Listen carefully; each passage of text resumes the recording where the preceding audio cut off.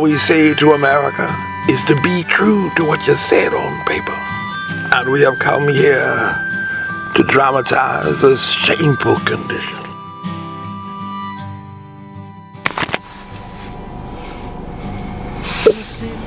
You have reached the Virginia Department of Elections. For questions, please visit our website at elections.virginia.gov. Please listen to our menu of services and make your selection at any time.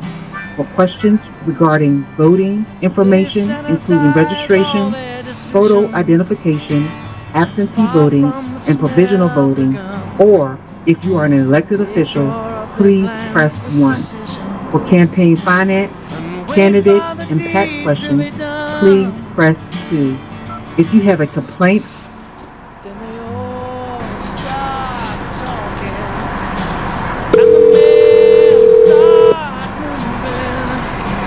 thanks for calling Department of Elections. How can I help you? Yes, ma'am. This is Major Mike Webb up in Arlington, Virginia. I'm trying to see. How you doing? I'm trying to qualify. Good. I'm trying to qualify for the ballot. From what I understand, it's just a statement of economic interest and a statement of candidacy. And I had sent that out by email and also by like the express mail. But still, I guess it's kind of pending. So I just want to check up on that. This is the third district. Sure.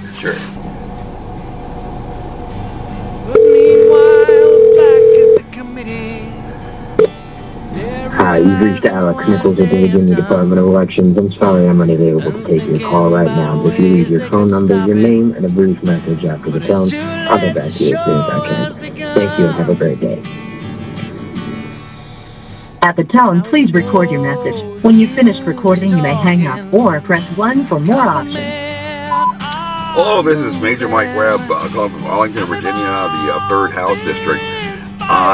Trying to find out about the status of my candidacy up here in Arlington. I was told that I needed to resubmit a copy of my statement of candidacy and also statement of economic interest. I had emailed that. Also, I had sent that out over express mail. But I still haven't received word that I qualified for the ballot. I can be reached at 856-220-1354 or give faith a trial at gmail.com. And now that it's finally over. In January, in earnest, we had begun on a track to gain qualification for the ballot in the 3rd House District, formerly the Fighting 49. The same track that many other candidates had later chosen in their various races. And generally there is a funny thing about a track, just like on the railroad, that a track only goes one way, so that everyone who begins on that track will eventually arrive at the same place. And if you experience what is so often these days described as disparate outcomes, there is either something wrong with the track or something wrong with the operator.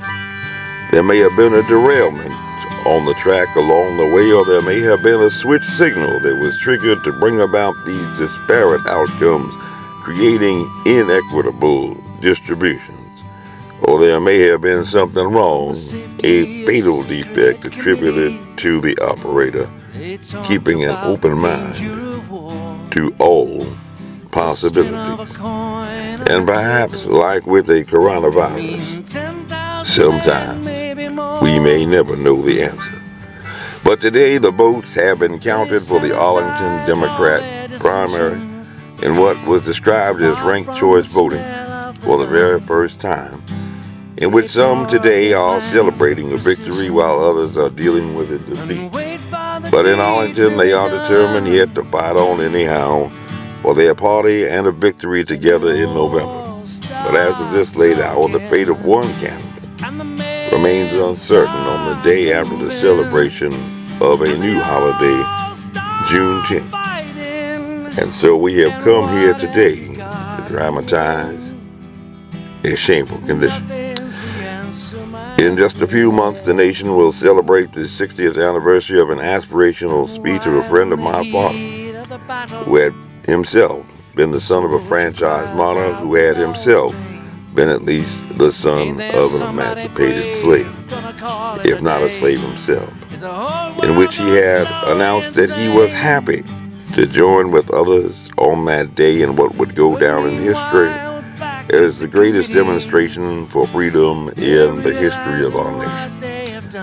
And 70 years ago, that great American, in whose symbolic shadow we stand today, had spoken about the Emancipation Proclamation, which he had at that time described as a great beacon light of hope to millions of Negro slaves who had been seared in the flames of withering injustice, and that had come as a joyous daybreak to the end of a long night of their captivity.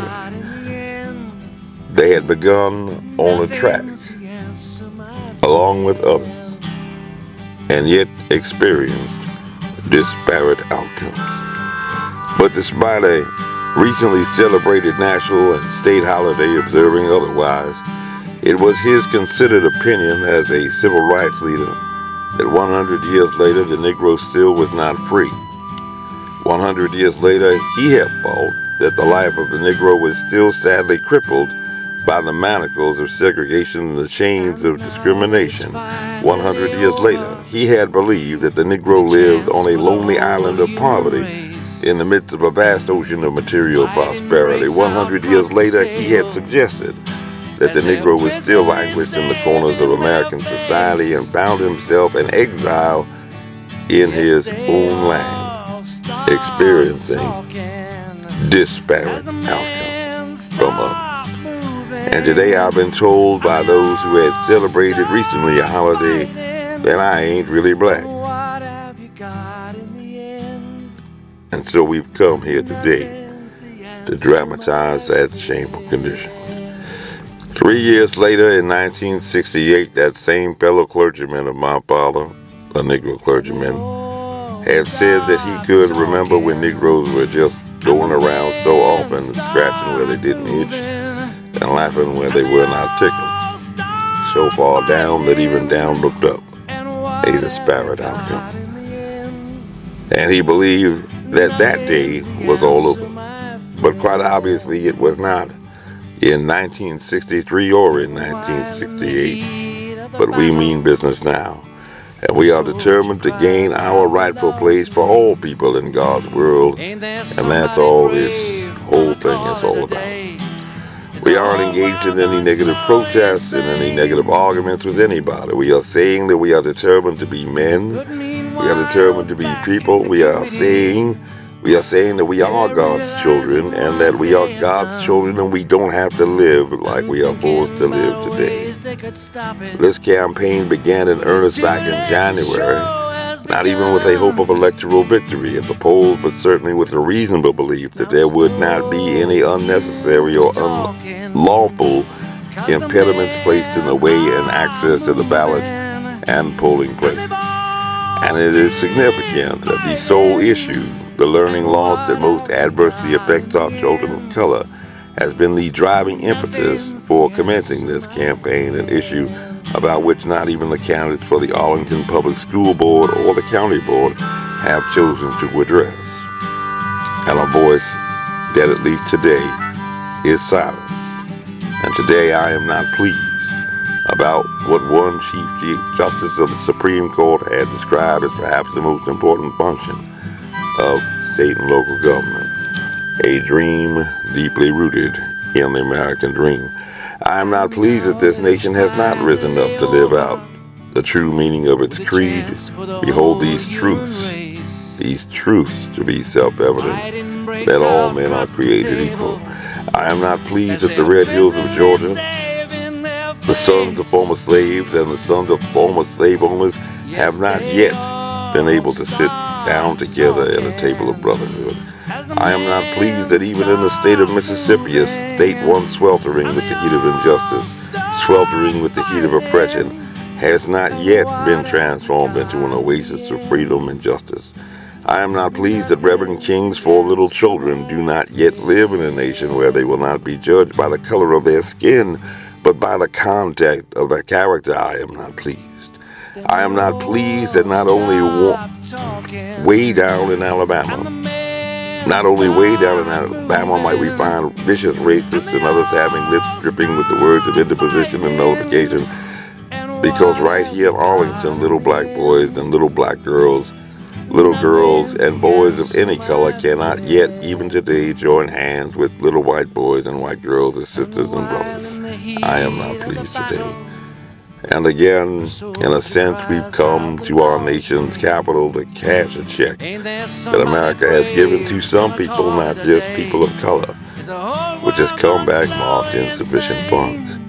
But we refuse to believe that that bank of justice is bankrupt. We refuse to believe that there are insufficient funds in the great vaults of opportunity of this nation.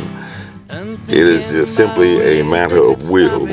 And so we've come to cash this check, a check that will give us, upon demand, the riches of freedom and security of justice. And so we've come here today to dramatize a shameful condition. And all we say to America is to be true to what you said on paper. Let freedom ring from the prodigious hilltops of New Hampshire. Let freedom ring from the mighty mountaintops of New York. Let freedom ring from the heightening Alleghenies of Pennsylvania. Let freedom ring from the snow-capped Rockies of Colorado. Let freedom ring from the curvaceous slopes of California. Let freedom ring from the Stone Mountain of Georgia. Let freedom ring from Lookout Mountain of Tennessee. Let freedom ring from every hill and molehill of Mississippi, from every mountainside. Let freedom ring. Let freedom ring right here in Arlington.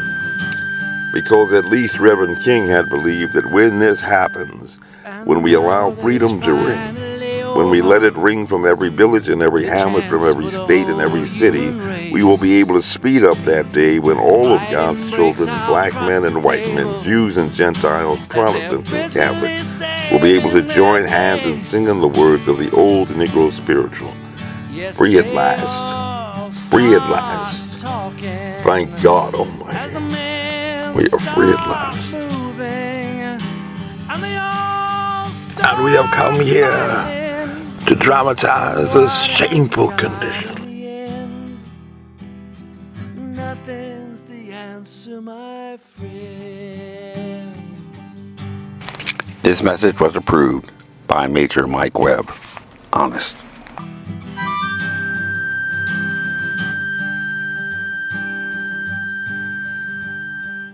And now that it's finally over, with a chance for the whole human race,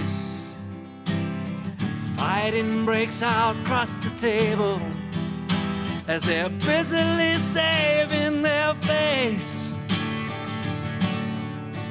Yes, they all start talking as the men start moving, and they all start fighting.